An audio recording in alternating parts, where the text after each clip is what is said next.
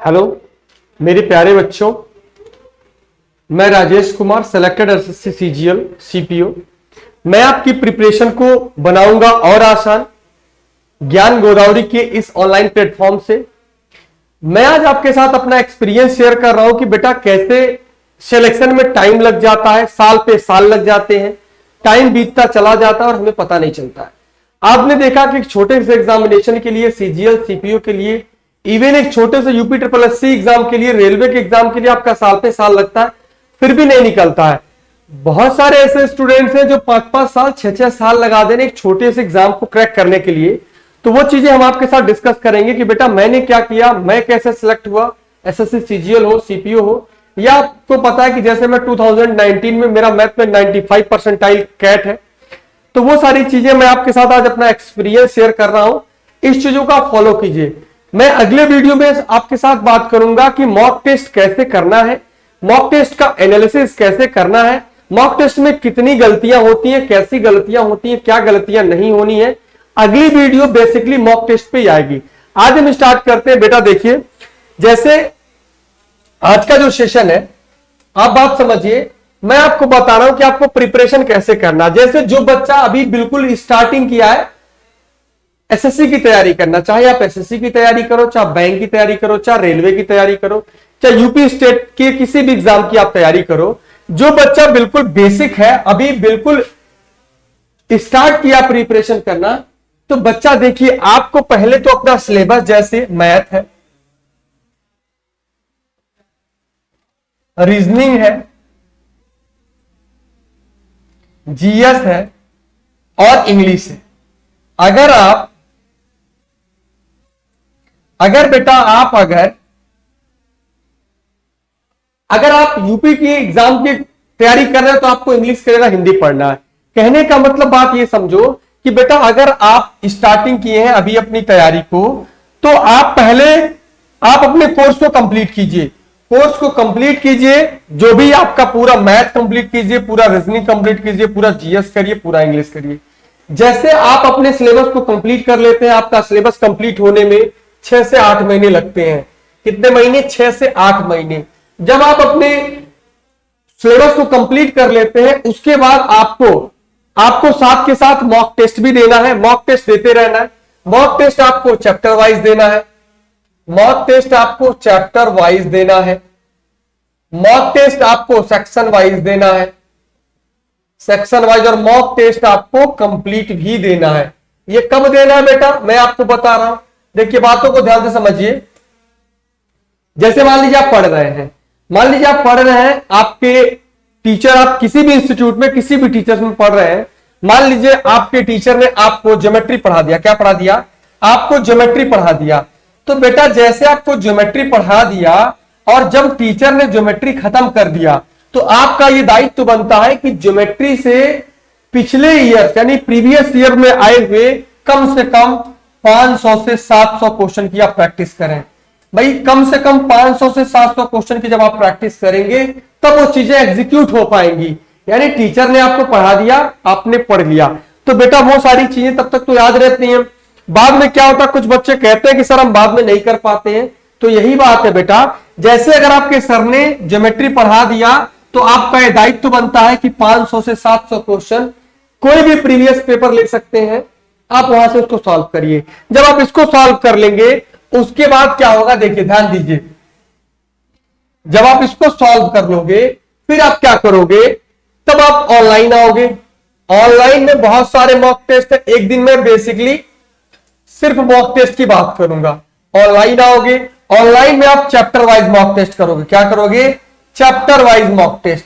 तो बेटा chapter wise mock test से क्या फायदा होगा, जैसे आप ऑफलाइन कर लिए, आपको पता है कि अगर आप एसएससी की तैयारी कर रहे हैं, बैंक की तैयारी कर रहे हैं, रेलवे की तैयारी कर रहे हैं, तो आपका एग्जामिनेशन का जो मोड है वो ऑनलाइन है। तो अब आपको जो ये चैप्टर वाइज करना है, ये बिल्कुल सिस्टम पे बैठ के प्रॉपरली करना है। अगर आपके पास हो सकता है कि शुरुआत में सिस्टम ना हो, तो आप यहां कर सकते हैं। ठीक है, जब आप चैप्टर वाइज कर लेंगे, तब आप क्या करेंगे, सेक्शन वाइज करेंगे। सेक्शन वाइज तभी आप करिए जब आपका कोर्स कंप्लीट हो जाए। यानी ये जो चैप्टर वाइज होगा, जैसे मान लीजिए आपने सिंपल इंटरेस्ट पढ़ा तो सिंपल का, अलजेब्रा पढ़ा तो अलजेब्रा का चैप्टर करिए, ज्योमेट्री का पढ़ा तो ज्योमेट्री का चैप्टर करिए, मेंसुरेशन पढ़ा तो मेंसुरेशन का चैप्टर पढ़िए, यानी चैप्टर वाइज। जब आपके सारे सिलेबस कंप्लीट हो जाएंगे फिर आप वहां से सेक्शन वाइज टेस्ट कर सकते हैं। सेक्शन वाइज टेस्ट में आपके 30 क्वेश्चन होंगे। सेक्शन वाइज टेस्ट में आपके कहीं कहीं 30 मिलेंगे, आपको किसी किसी मॉक में 25 मिलेंगे।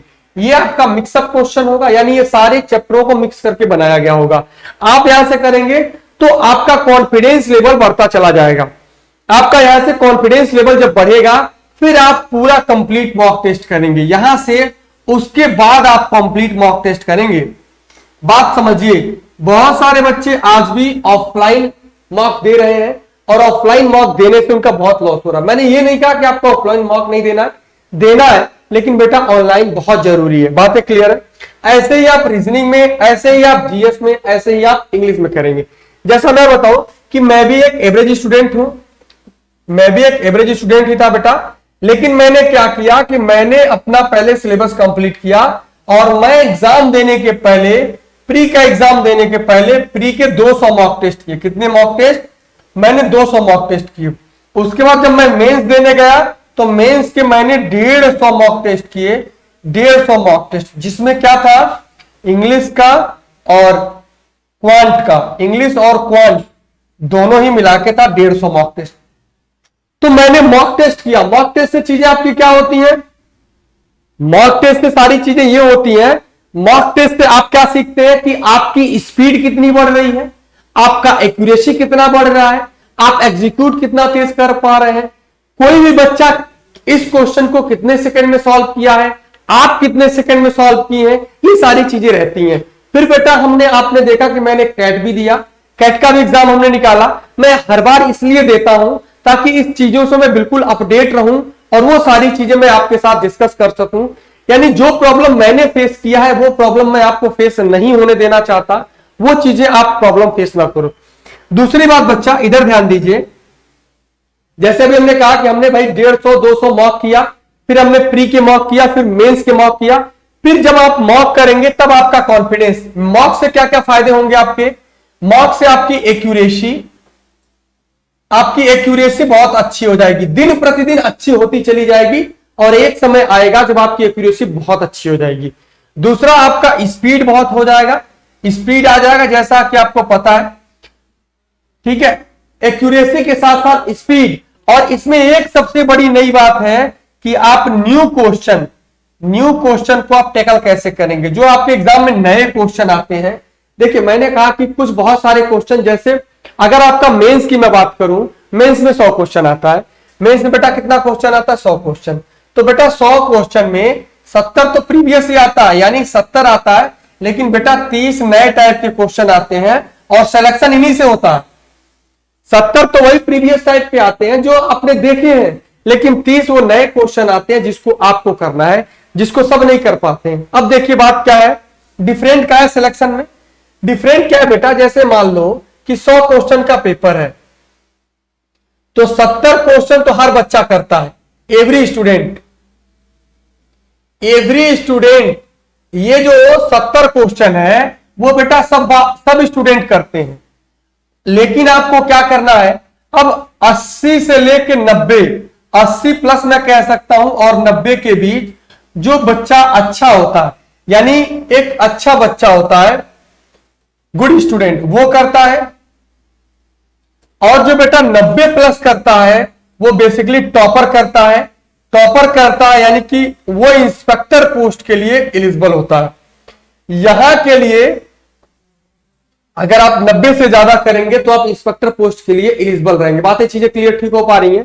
तो बेटा 70 क्वेश्चन करके आपको खुश नहीं होना है कि मैं तो 70 कर ले रहा हूं, 70 हर बच्चा कर रहा है, आपको करना है 70, 80 से 90 के बीच में कम से कम। उसके बाद जब आप 90 हो जाएंगे तो 90 प्लस के लिए आप ट्राई करेंगे। ये सारी चीजें हमने भी फॉलो किया था। बेटा मैं भी एक सामान्य सा स्टूडेंट था, लेकिन मैंने इतनी मेहनत की कि मैं जो भी एग्जाम देता था मैं उसको बस एक ही मेरा टारगेट था कि मैं उस एग्जाम को क्रैक कैसे करूं। बस मेरा एक ही सपना रहता था कि मुझे, अगर मैंने फॉर्म भरा है तो मेरा एग्जाम निकलना चाहिए, चाहे वो सीपी हो, चाहे वो सीजीएल हो और चाहे वो कैट हो। बाकी मैंने बहुत सारे एग्जाम, रेलवे के एग्जाम तो मैंने दिए नहीं, एफकैट हमने दिया, वो मैंने एक बार निकाला।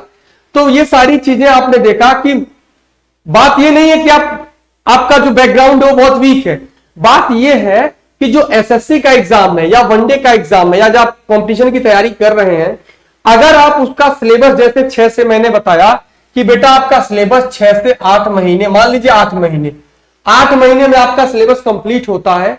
सिलेबस कंप्लीट होने के बाद अगर आप सही स्ट्रेटजी पे 1 साल मेहनत कर लोगे तो सिलेक्शन कोई नहीं रोक पाएगा।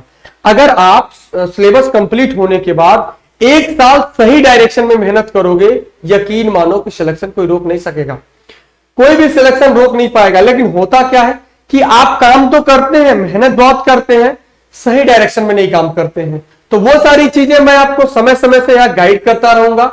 आप कुछ भी जानना हो, जो आपका नंबर स्क्रॉल में चल रहा है उस पर आप व्हाट्सएप कर सकते हैं, फोन करके पूछ सकते हैं, स्ट्रेटजी हमसे जान सकते हैं। बाकी मैं आपको मॉक टेस्ट के बारे में भी बताऊंगा कि बेटा आपको मॉक टेस्ट कैसे करना है, आप मॉक टेस्ट कैसे अटेम्प्ट करेंगे, सिलेक्शन क्यों नहीं होता। अब बहुत सारे बच्चे, जैसे मैंने कुछ चीजें एनालिसिस की कि मैंने ये देखा कि यार बहुत बच्चे हैं जो एनटीपीसी छोटे छोटे एग्जाम का 5-5 साल तैयारी कर रहे हैं, और क्यों नहीं हो पा रहा है, इसीलिए नहीं हो पा रहा है कि वो ऑफलाइन मॉक दे रहे हैं, वो ऑनलाइन नहीं दे रहे हैं। और बेटा आपका एग्जाम तो ऑनलाइन है, अगर आपका एग्जाम ऑनलाइन है तो ऑफलाइन से कैसे काम चलेगा, वो चीजें आपको समझनी पड़ेंगी, वो चीजें आपको जाननी पड़ेंगी। जब बेटा आप असलियत जान जाओगे, मैं आपको रास्ता दिखाऊंगा, आपको रास्ते पे चलना है। मैंने कहा कि अगली वीडियो में मैं आपको सिर्फ मॉक टेस्ट बताऊंगा। मैंने कहा कि भाई मैं भी एक एवरेज स्टूडेंट था, लेकिन मैंने सारी चीजें यहीं से की, यहीं से मैंने किया, तो आप भी कर सकते हैं। अगर मैं कर सकता हूं तो यकीन मानिए आप भी कर सकते हैं। तो मैं सारी चीजें ज्ञान गोदावरी के यूट्यूब चैनल के माध्यम से मैं आपको प्रोवाइड करूंगा। आप इसको सीखिए, इसका फायदा लीजिए और अपने दोस्तों के साथ इसको जरूर शेयर कीजिए। अगली वीडियो जो आएगी मैं बताऊंगा कि आपको मॉक टेस्ट का एनालिसिस कैसे करना है, पूरा मॉक टेस्ट के बारे में मैं बताऊंगा, ठीक है। तो ये सारी चीजें हैं। मैंने कहा कि सिलेक्शन लेना बिल्कुल आसान काम है, सिलेक्शन लेना दुनिया का सबसे आसान काम है। अगर आप थोड़ी बहुत भी चीजें समझ गए, चीजों को अच्छे तरीके से आप समझ पाओगे, तो बेटा सिलेक्शन लेना दुनिया का सबसे आसान काम है। सिलेक्शन मतलब कुछ नहीं, अगर आपका सिलेबस कंप्लीट हुआ, अगर आप 6 महीना 1 साल अगर बढ़िया से मेहनत करो, सही डायरेक्शन में मेहनत करो, तो कुछ भी नहीं है सिलेक्शन। क्या है यार सिलेक्शन? ये एक बात बताओ यार, कि तुम्हारे यहां 10,000 पोस्ट आता, 15,000 पोस्ट आता, क्या 10,000 15,000 पोस्ट में हमको एक पोस्ट नहीं मिलेगा? भाई 10,000 15,000 पोस्ट में क्या हमें एक पोस्ट के लिए नहीं हूं? बेटा है, आप में जज्बा भी है, आप कर भी रहे हैं, लेकिन थोड़ा सा आपको डायरेक्शन की कमी है, उससे आप चीजों को नहीं कर पा रहे हैं।